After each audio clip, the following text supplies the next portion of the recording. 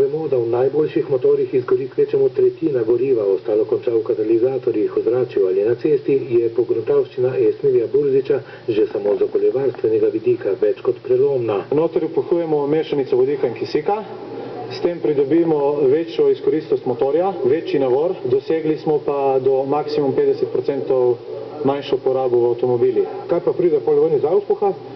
Z auspuha imamo emisije 0,00. Precej se pozna, tudi cirka 4 litre, tako. Manj porabijo. Manjša poraba, s tem, da imam lepšo vožnjo.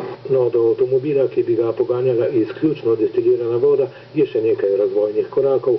So pa fantje že naredili prototip peči, recimo za centralno kurjavo ali ogrevanje bazenov, ki troši zanemarljivo malo elektrike in niti dimnika ne potrebuje. Z 1,2 kW električne energije in z 1 litrom vode dobimo 23.000 kW peč energije.